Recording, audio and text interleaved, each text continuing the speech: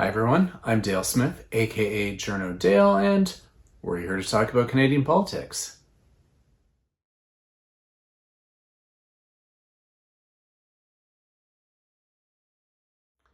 It has occurred to me that after the events of the last week, we should probably have a conversation about floor crossing once again because a lot of the same questions keep coming up. So I figured let's talk about it.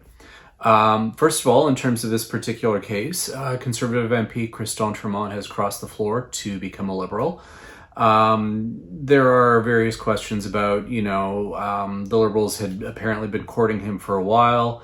D'Entremont was a fairly affable person. He was the deputy speaker in the previous parliament. And that apparently had something to do with part of his reasons for why he had become unhappy in the Conservative Party. The Conservative leader refused to let any of his caucus members run for speaker this time around because it was such a narrow margin between the Liberals and the opposition that they didn't want to lose one vote because there were just so few between keeping the Liberals in a minority position. But also, he didn't let D'Entremont remain as deputy speaker this time around and awarded that to Tom Kmeach, who is nice enough guy.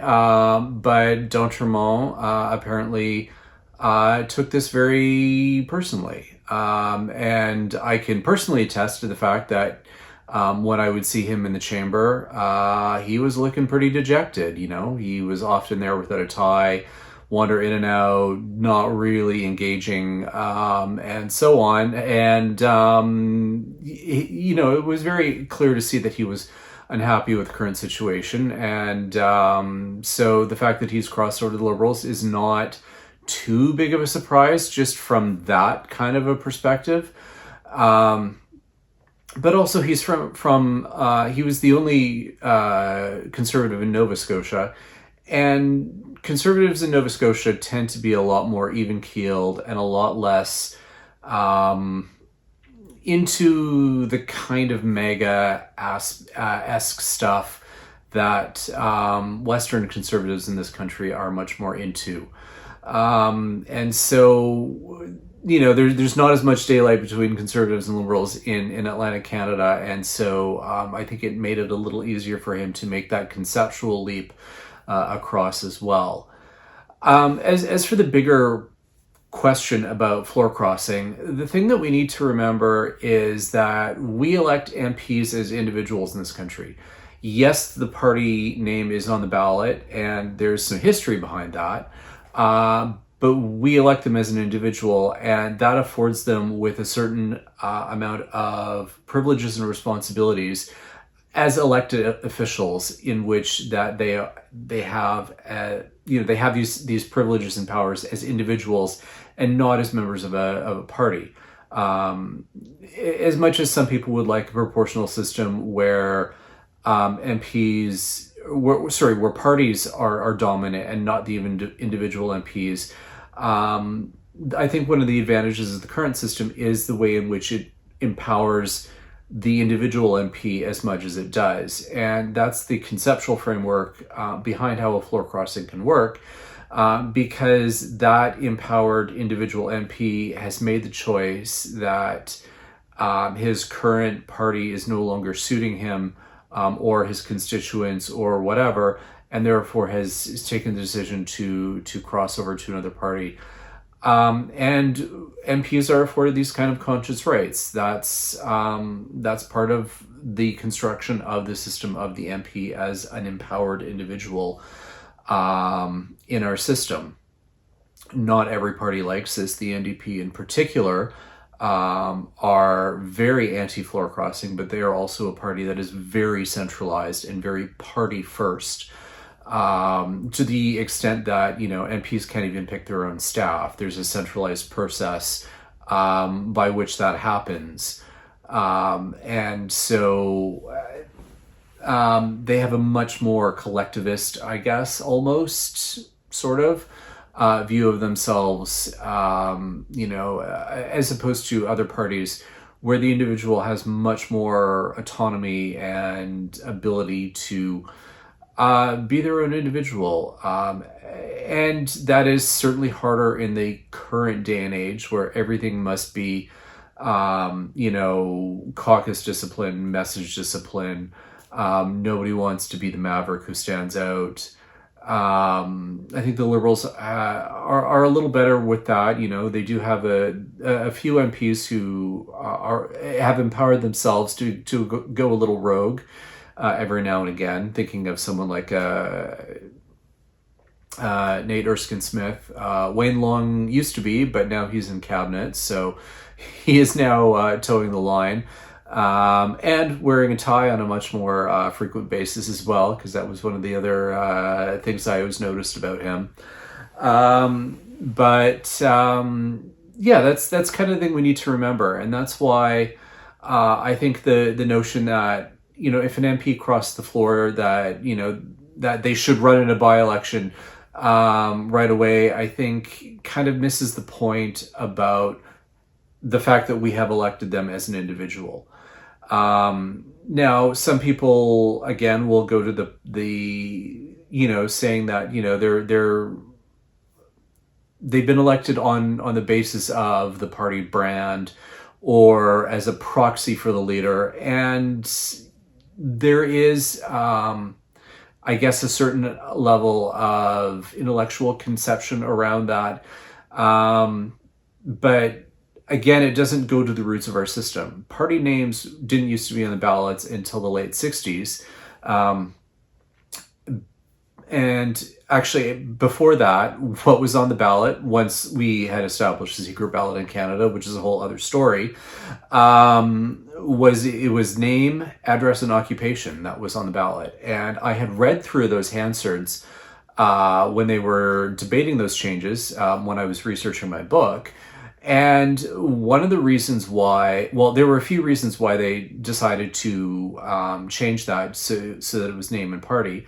One of them was similar names, particularly in certain parts of the country like Quebec, where you had two very similar names on the ballot and very little to differentiate them.